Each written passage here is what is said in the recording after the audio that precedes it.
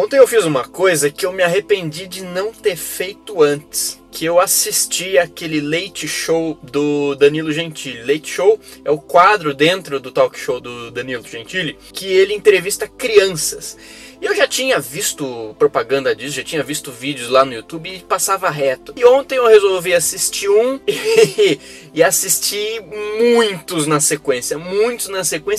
E eu fiquei impressionado com como a simplicidade e a inocência daquelas crianças conseguem traduzir, às vezes, tanta sabedoria que um adulto, por exemplo, não conseguiria ter uma visão, às vezes, tão inteligente quanto aquela. E criança nos surpreende muito nisso. E, na verdade, o que mais pegou ali, enquanto eu estava vendo, passando de um vídeo para o outro, que assisti quase todos, foi assim. Eu assistia ali as crianças, ficava encantadíssimo com as respostas delas. Mas tinha um lá, por exemplo, tem um sobre Deus, cara, que você tem que assistir. E era assim, eu assistia, aí começava outro. Só que antes de começar um outro, passava propaganda, né? No YouTube tem isso, antes do vídeo passa propaganda. E aí era uma situação mais ou menos o seguinte. Passava lá as crianças e ficava feliz da vida. Aí começava a propaganda pro outro. E as propagandas eram assim: remédio para dor de cabeça, mostrava a pessoa assim toda estressada, toda mal, sendo engolida pela aquela cidade cinzenta.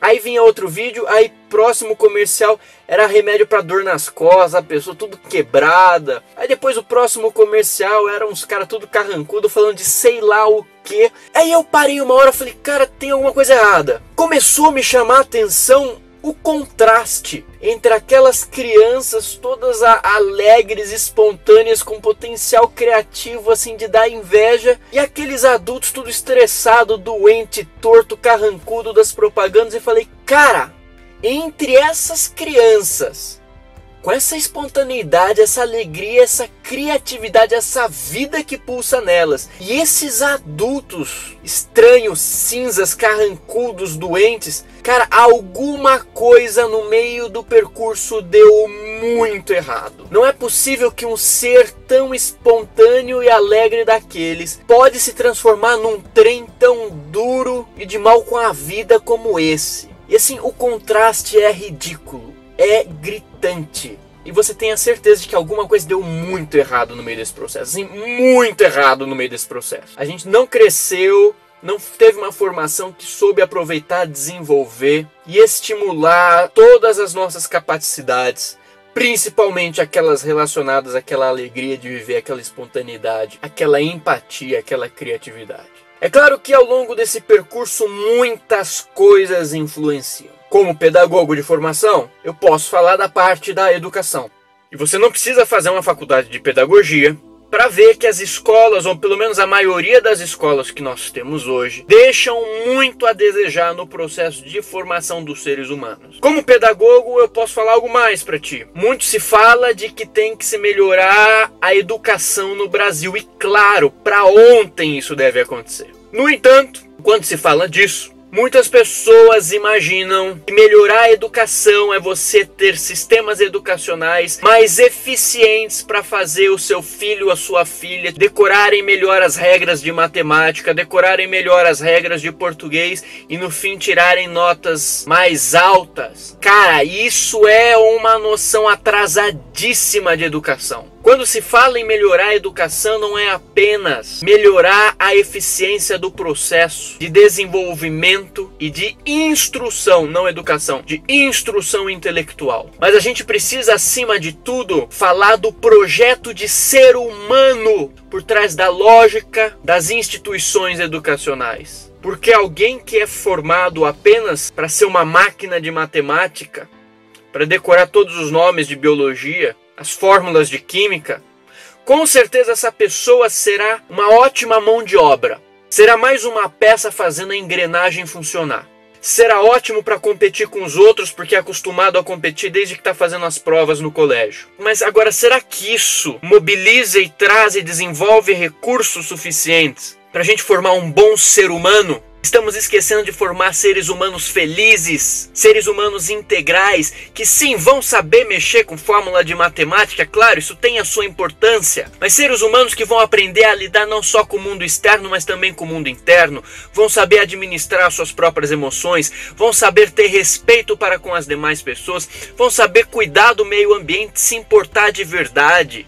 vão saber ter equilíbrio emocional, desenvolver controle mental, para que a construção, enfim, de uma sociedade mais justa parta de um desenvolvimento interno mais equilibrado. E dá uma olhada em como os valores por trás da nossa educação estão completamente invertidos. Eu estava assistindo lá o Danilo Gentili e me lembrou da época que eu dava aula na escola e eu tinha classe com 30 alunos de 6 anos de idade. E era incrível porque todo dia eu dava meditação para eles, tá? 5 minutos antes da aula, ouvindo música, todo mundo atento à sua respiração, conectado a si mesmo, tentando criar um ambiente de harmonia na sala. Isso dava muito certo. E tudo que eu dava em sala de aula eu tinha que anotar no diário de classe.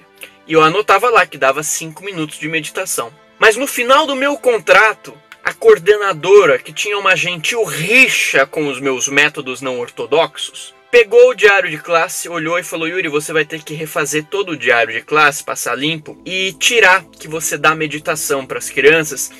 Eu falei: como assim?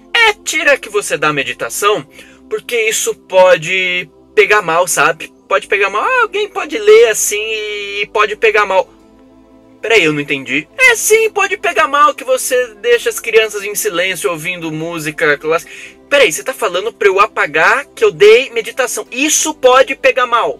E não pegava mal, como não pega mal, eu ter que ser obrigado a dar para crianças de 6 anos de idade simulado, simulado de 3 folhas, não 3 páginas, 3 folhas cheias de questões de português e matemática para crianças de 6 anos. Sim, você tá ouvindo isso.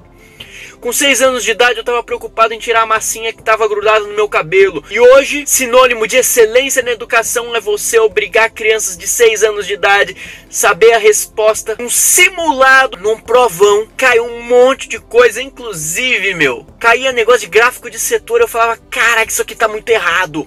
Isso não pega mal, você transformar as crianças em máquinas de decoreba, de decorar aquele bando de coisas, muita coisa que nunca vai usar pra vida. Você avalia aquele ser humano pela competência que ele tem de memorização daquelas regras num sistema desumano.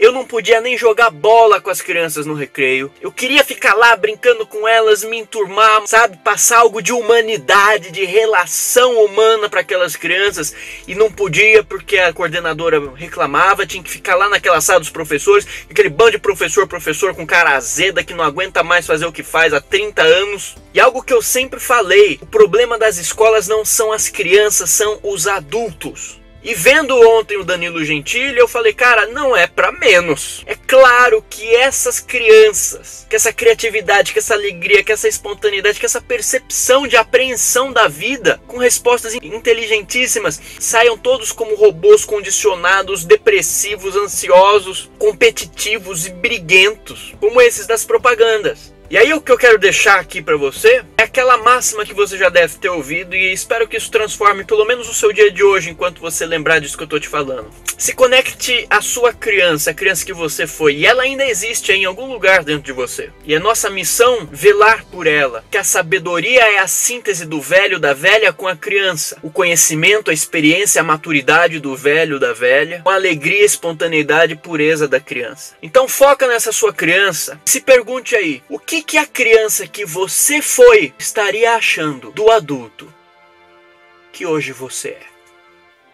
É isso, se gostou, peço para você sentar a testa nesse botão de like, se inscrever no nosso canal para acompanhar nosso conteúdo. Fica na paz, um beijo na tua alma, até o próximo e receba um abraço do tamanho do sol. Eu fico com a pureza da resposta das crianças. É a vida, é